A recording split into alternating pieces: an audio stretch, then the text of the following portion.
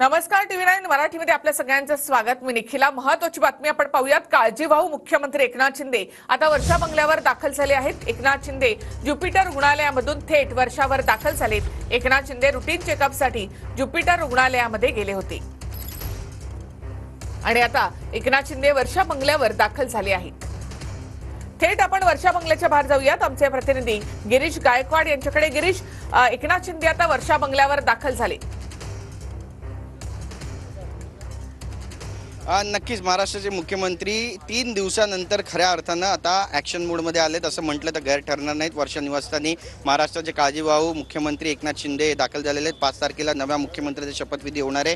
हे पद भाजपकडे जाईल असं संजय शिरसाट म्हणतायत आणि आपण ही सगळी दृश्य पाहतोय. त्यापूर्वीची वाटाघाटी ज्या आहेत खाते वाटपासंदर्भातल्या महत्त्वाच्या घडामोडी या ठिकाणी घडणार आहेत आणि सगळ्यात महत्त्वाचं म्हणजे प्रमुख नेत्यांच्या बैठकीला देखील काही वेळामध्ये या ठिकाणी सुरुवात होईल आणि बरेचसे नेते या ठिकाणी दाखल सुद्धा झालेले आहेत. आपण पाहिलं की आता उदय सामंत, संजय शिरसाट, गुलाबराव पाटील आणि इतर जे महत्त्वाचे नेते आहेत ते या ठिकाणी पोहोचतील आणि यानंतर प्रमुख नेत्यांमध्ये चर्चा होईल. चर्चा झाल्यानंतर नेमकी पक्षाची भूमिका काय असली पाहिजे, कोणकोणती खाती आपल्याकडे असली पाहिजे आणि कोणकोणत्या खात्यासाठी शिवसेना आग्रही आहे हे देखील आज रात्रीपर्यंत समजणार असल्याचं बोललं जातं. त्यामुळे आजची बैठक अत्यंत महत्त्वाची. आपण पाहतोय एकीकडे काळजीवाहू मुख्यमंत्री एकनाथ शिंदे यांची प्रकृती ठीक नाही आहे. 2 दिवस दरेगावामध्ये होते, त्यानंतर ते आले. त्यांना उपचार घेण्याचा सल्ला डॉक्टरांनी दिला. आज देखील ते या ठिकाणी पोहोचले ज्युपिटर हॉस्पिटलमध्ये. तिथे देखील त्यांच्या चाचण्या झाल्या. डेंग्यू मलेरियाचे टेस्ट निगेटिव्ह आली. यानंतर त्यांनी पुढे जाण्याचा निर्णय घेतला आणि थेट ठाण्याहून वर्षा निवासस्थान दाखल आहे. शासकीय निवासस्थान आहे.